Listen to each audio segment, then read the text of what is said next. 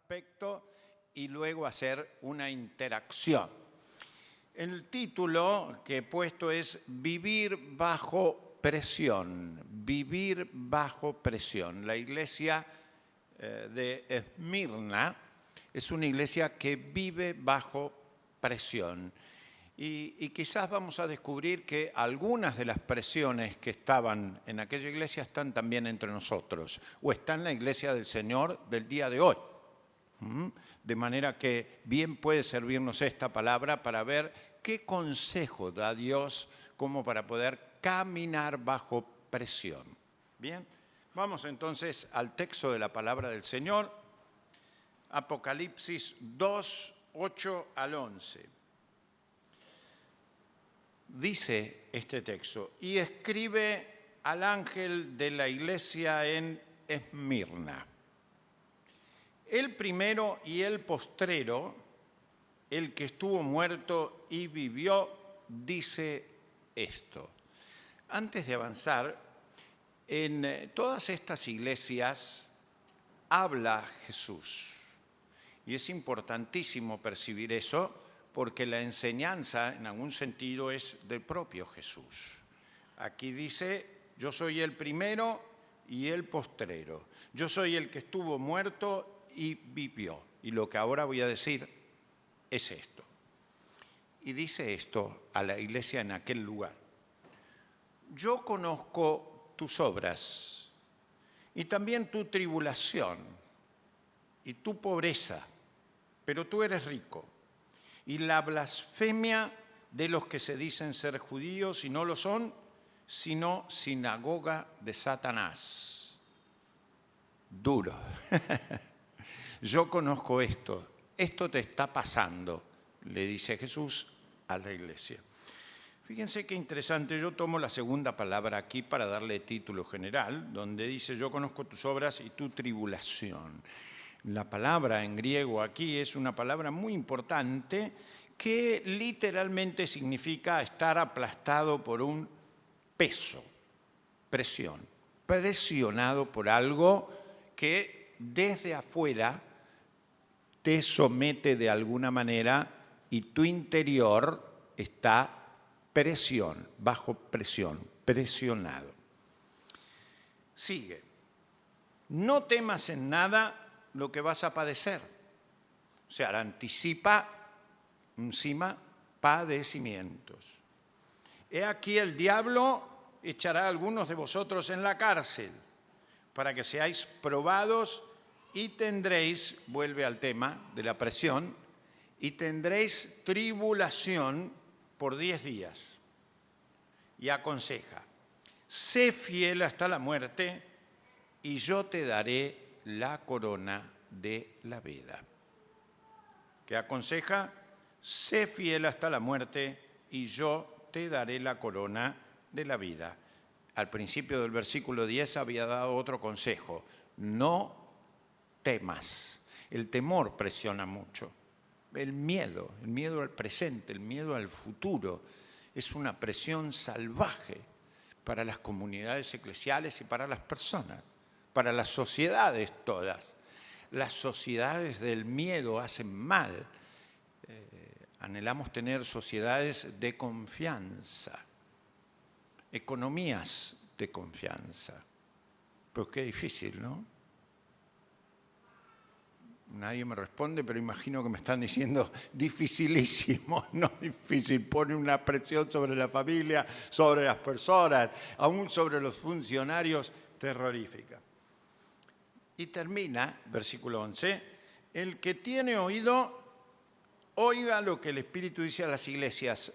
Consejo repetido en las distintas iglesias, pero aquí dice, el que venciere no sufrirá daño de la segunda muerte. El que venciere no sufrirá daño de la segunda muerte. Es un consejo muy importante porque en el fondo la palabra que utiliza aquí el escritor es una palabra muy interesante.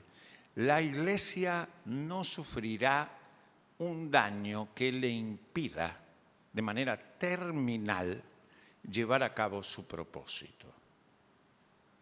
Eso es interesante. Es decir, no habrá nada ni nadie que efectivamente, a pesar de la presión, provoque la finalización de la misión o la imposibilidad del cumplimiento de la misión dada a la Iglesia. Una nota de esperanza y de vigor enorme, enorme, pensando hacia el futuro, ¿no es cierto? O pensando también en el presente inmediato. Les propongo hacer dos cosas. Mirar qué tipo de presión está sufriendo esta Iglesia, ver si se asemeja a la nuestra, y aventurar el mencionar algún tipo de presión que vivimos hoy. Los cristianos individualmente y la Iglesia del Señor, pero específicamente, si queremos, nuestra congregación de 11. ¿Cómo hace la Iglesia entonces para vivir bajo presión? Y en segundo lugar, mirar la propuesta que Apocalipsis da, como para salir airosos de esa presión, de ese peso que agobia y que pareciera dificultar de forma cruel nuestro propio ejercicio de la vida cristiana. Vamos por parte entonces. ¿Qué tipo de presión sufre esta Iglesia? Inmediatamente vemos que una primera presión que tiene esta Iglesia es la presión de la falsa adoración. Los detalles muestran que la Iglesia estaba de alguna manera perseguida para que se adorara al emperador romano. Esta era una presión religiosa muy importante. Había que adorar al emperador. En algunos había una fascinación tan grande por el emperador y una conveniencia tan grande de venerarlo hasta el punto casi de adorarlo, que los cristianos se encontraban en una mala situación si decían, no, yo adoro solo a Dios, no adoro a un emperador, no adoro al poder establecido, no adoro a un ídolo, adoro a Dios viviente. No era tan fácil decir eso. ¿Se entiende? Eso es una presión muy importante. Quizás hoy esta idea de adorar a Dios no presiona tanto como hoy, porque el adorar a Dios se ha relativizado tanto en la cultura moderna que ni los propios cristianos se sienten desafiados a adorar a Dios de tal manera que esa adoración implica el rechazo a la adoración a Dios es falsa, sino que hay como una especie de licuación, de hibridación, de componenda. ¿Se entiende este concepto de la mixtura entre la genuina adoración a Dios, que implicaría decir no a cualquier cosa idolatrada que se convierte en veneración a un Dios? Llámese poder, llámese ideología, llámese seducción de cualquier nombre o lo que fuere, ¿sí? Pero también era la presión de adorar no solamente al emperador, sino a los dioses paganos. La Iglesia corría el riesgo de no parecer elitista cuando decía nosotros adoramos solo a Dios, el Dios verdadero. Parecía como querer decir, vos sos el único que posees el Dios verdadero. ¿Qué querés decir? ¿Que los demás no tienen vocación de tener su propio Dios o que no hay otros dioses verdaderos? Es un tanto difícil para la Iglesia que tiene un mensaje exclusivo. Solo Jesús es Dios. Imagínate que vos digas eso hoy. No es tan fácil. No es tan fácil ideológicamente sostenerlo en la presión de verdades a medias. Solo Jesús es la verdad. ¿Qué sos vos? ¿De qué te la das? No hay una verdad absoluta. Hay verdades locales, parciales. No hay una verdad universal. ¿Cómo decís semejante barbaridad? Todavía comprás ese mensaje. ¿Entienden la presión? ¿Cómo articulo inteligentemente, emocionalmente, convenientemente la idea de un Dios que no acepta rivales, ¿Se entiende el concepto? Ellos vivían esa presión, pero no era la única presión. Fíjense la presión de la pobreza. El texto bíblico utiliza una palabra muy fuerte. Hay diferentes palabras en el Nuevo Testamento y aún en el Antiguo Testamento para hablar de la pobreza. La que aquí está utilizando el escritor es una extrema. No es una pobreza liviana, es una pobreza extrema, es una pobreza dura. Ellos están en una pobreza significativa. La pobreza presiona. Mucho. Muchos de nuestros pueblos atraviesan esa presión. Y muchos argentinos también afrontan esa presión de la pobreza material, concreta. Hay pobrezas de otros estilos también, pero acá refiere concretamente a una pobreza dura, difícil. Dice el texto, ustedes son no pobres, sino que abundan, utiliza ese contraste, ¿sí? Pero realmente no deja de reconocer que afrontan la presión de la situación social, ambiental, de pobreza que vive. La tercera presión que sufren está expresada ahí de una manera muy dura. Es la persecución de judíos que vivían en ese entorno y que los acusaban de ser falsos judíos. Lo plantea, fíjense, de esta manera. Estás soportando la blasfemia. Eso es duro. Ser acusado de blasfemo es una importante presión. Sencillamente por ser cristianos, de los pares, que evidentemente tenían influencia y los exponían a esa situación de blasfemos que posiblemente fuera una razón como para que se los matara incluso, o por lo menos condujera a la cuarta presión que la indica allí el texto diciendo posiblemente vayan a la cárcel. La presión de ser amenazados, de que si no hacen esto, van a ir a la cárcel, los vamos a poner presos. Esa presión la sufrió, ¿se acuerdan? La Iglesia muchísimo todo el tiempo. ¿A quién lo quisieron extorsionar para que no fuera a la cárcel? ¿Se acuerdan? Fue una experiencia muy dura. ¿Qué líder cristiano de primera hora, compañero de Jesús, fue presionado y le metieron una presión extorsionadora terrorífica que le da, sin embargo, a él la posibilidad de reivindicación? Pedro, sí señor, Pedro. ¿Se acuerdan que a Pedro lo presionan y le dice, mira Pedro, si vos seguís hablando esto, si vos seguís compartiendo el reino, si seguís hablando de Jesús, vas a ir a la cárcel, querido, a la cárcel. Pero podemos arreglarlo, podemos arreglarlo. ¿Sabes cómo se arregla esto? Silencio, no hables más de Cristo. Y Pedro se reivindica de una manera preciosa. ¿Se acuerdan lo que había hecho Pedro? ¿Quién se acuerda? No lo conozco. Yo no soy de ellos. No. Había dicho previamente, todos estos, escrachando a sus compañeros, te van a negar. Yo, Pedro, no. El Señor le dice, Pedro, baja los humos. Hoy mismo, antes que el gallo cante, me vas a negar 3 veces.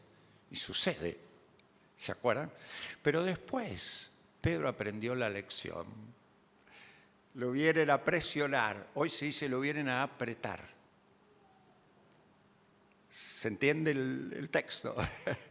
Y le dicen, mira, Pedro, esto te cuesta la cárcel. La forma es, cállate. Y no vas a tener problemas. Nadie te va a acusar.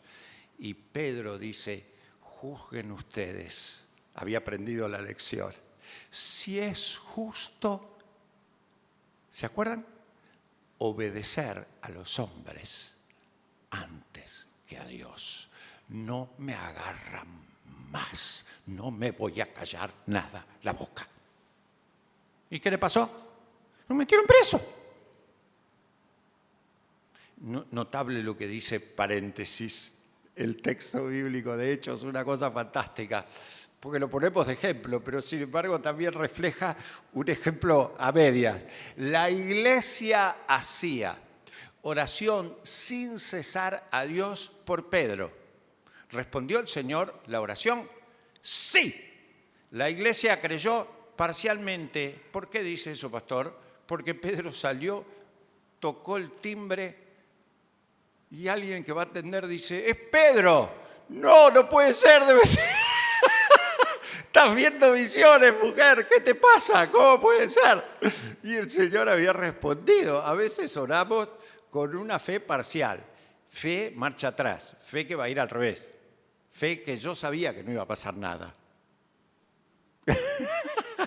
Pero el Señor respondió y liberó a Pedro. ¿Se acuerdan? Bueno, aquí realmente esta presión fue muy dura, muy dura. Aconsejo una lectura, no lo busquen ahora, pero después busquen en internet el martirio, pongan eso, el martirio de Policarpo, el martirio de Policarpo, y lean ese relato de cómo lo ponen a presión a Policarpo. Policarpo resulta victorioso en el sentido de que resiste, pero le cuesta la muerte.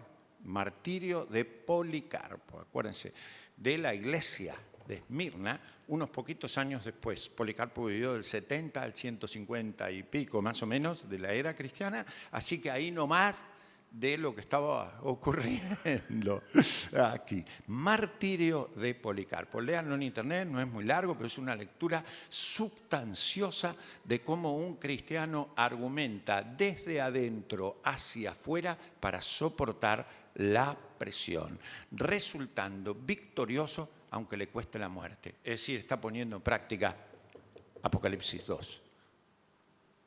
Sé fiel hasta la muerte. ¿Se entiende?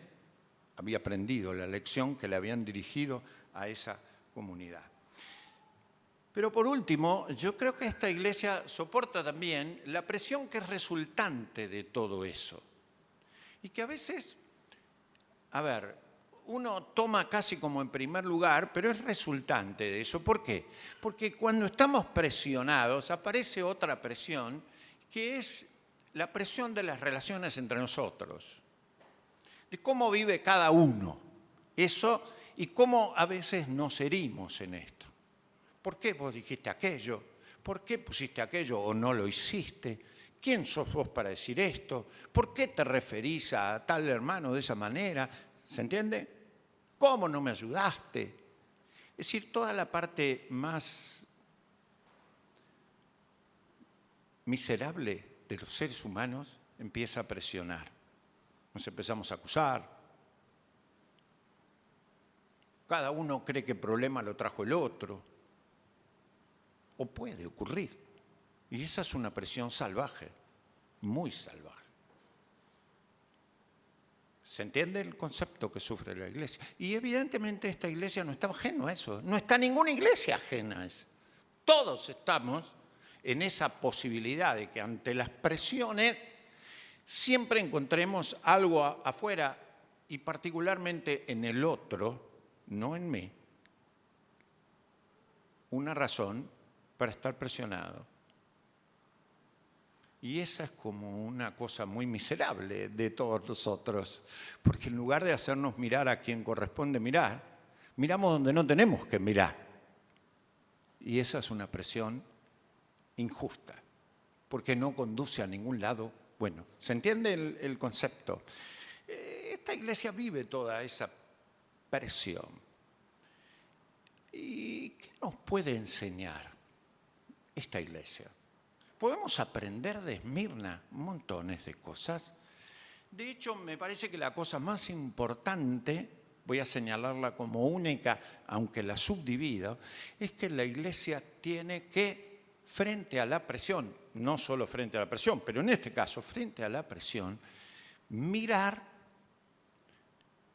compenetrarse de ser transformado por y vivir junto a Jesús.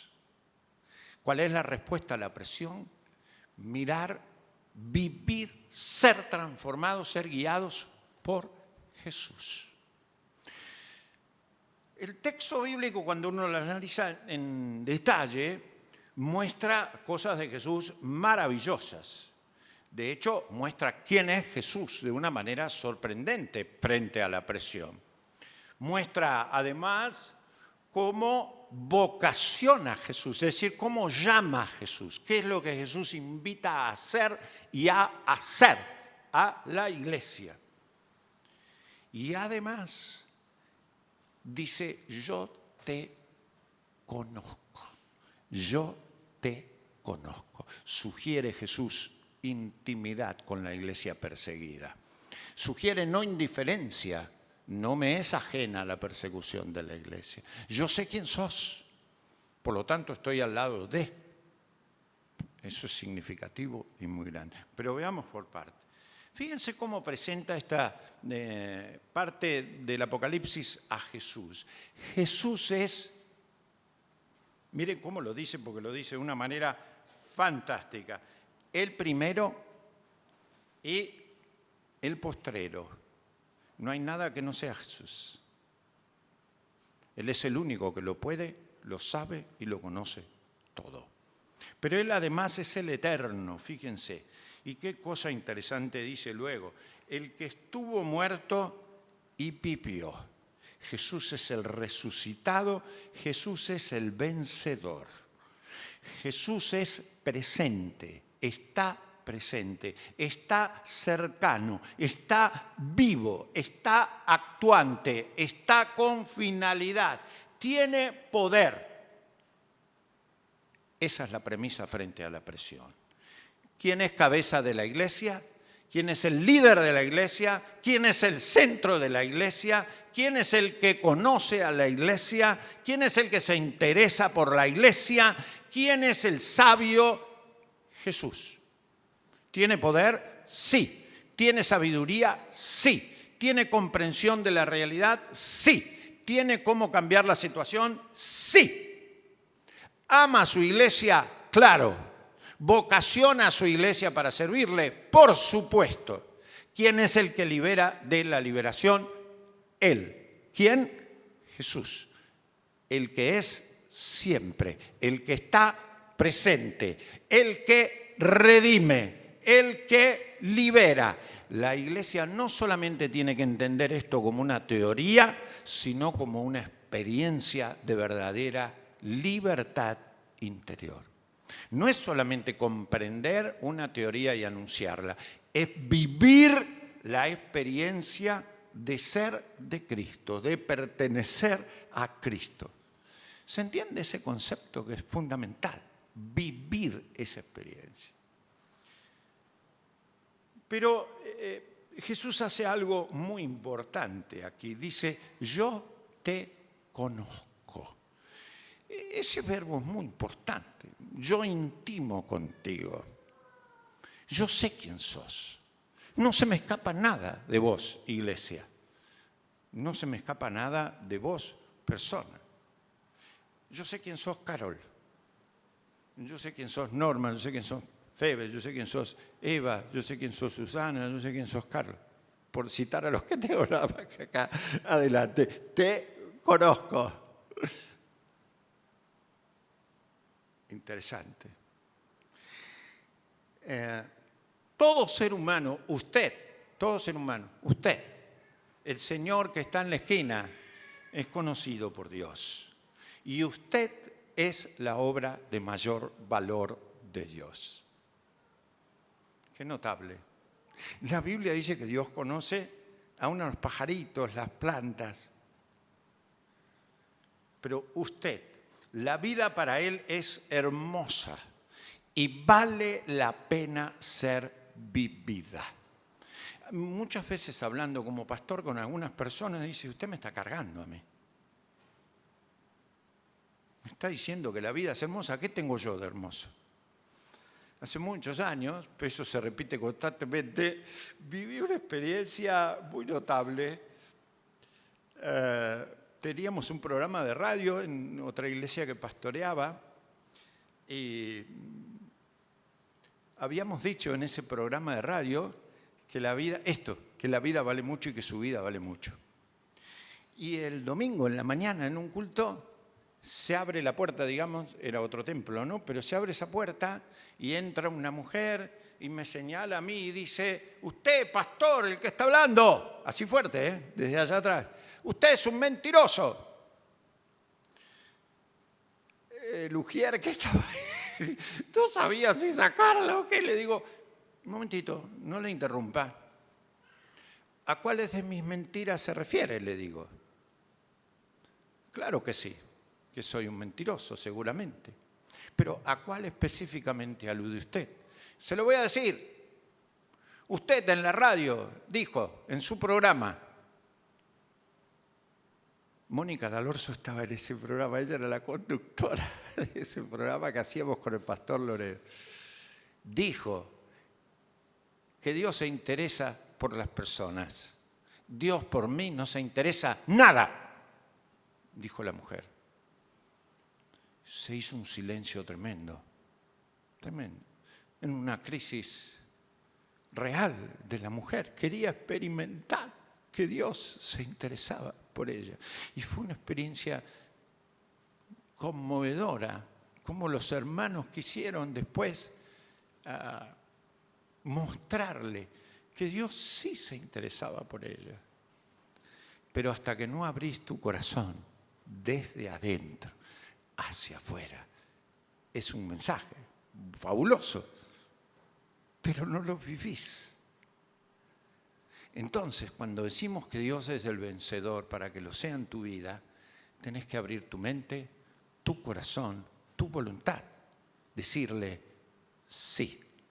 Y lo que Él hace transforma una vida sin propósito en una vida con finalidad. ¿No es fantástico eso? Sí, sí. Esta iglesia entonces tuvo que aprender eso con dolor, con dolor. La presión produce dolor, produce incomodidad. Todos queremos rechazar la presión. Es sofocante la presión.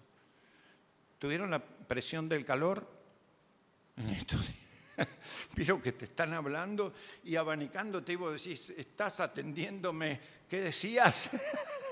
Porque te parece que todo distrae por la presión que te produce el calor, la incomodidad, la falta del ambiente bueno, etc.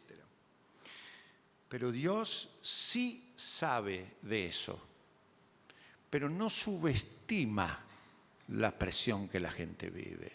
Hay presiones insoportables. Ayer, con el casamiento, fíjense qué lindo las flores que tengo acá, fruto de la ceremonia, hablé con personas hermosísimas que estaba conociendo por primera vez. Y una persona que venía por primera vez me dijo algo notable. Me dijo: ¿sabe qué me gusta de ustedes? Y que lo percibí en la ceremonia. Es que se interesan en mostrar que son familia. Miren la observación de una persona que venía por primera vez. Le digo: ¿a qué te referís? Dice: yo soy muy observador y vine con capacidad de observación media crítica. A ver quiénes son estos que hablan de esto. Soy amigo de las personas que se casan, pero venía con un aire así de ver. ¿Y sabe qué me gustó? Que los protagonistas parecían mostrarse interesados afectuosamente por los contrayentes. Una observación muy atinada. Le digo: ¿y qué me querés decir? Me dice: muy sencillo. Yo tengo familia, pero no la tengo. Y aprecio a mi familia, pero no siento familia. Cada vez iba más hondo.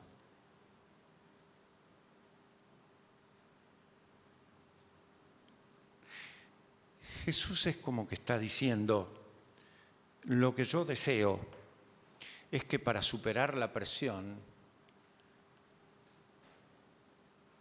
la iglesia sea mi familia, el marco referencial en donde el amor del Padre, colocado en el interior de las personas por el poder del Espíritu Santo y vivido por Jesús, marque una diferencia esencial. Sean un cuerpo. ¡Wow! ¡Wow! ¡Wow!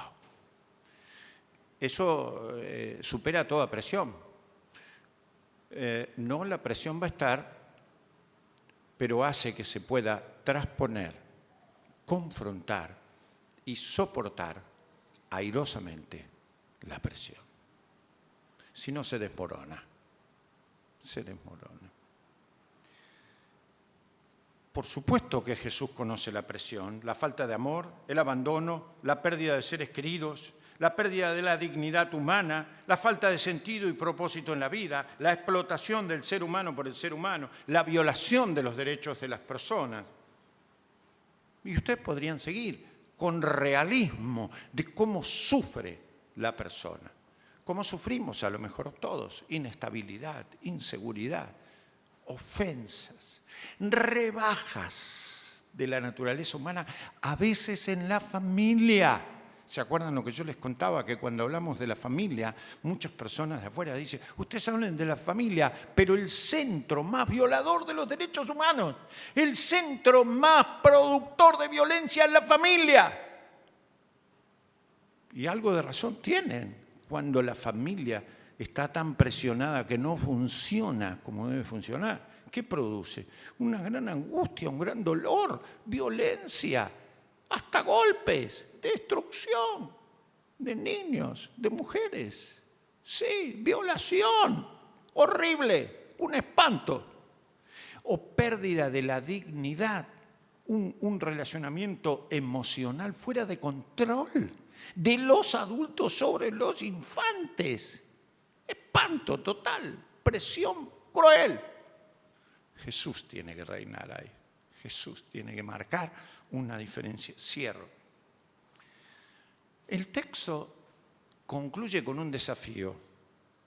No temas y sé fiel. Hasta la muerte, inclusive, si esta fuera una posibilidad. Como acá. No temas. El temor me parece que es una de las cosas más crueles en la sociedad de hoy.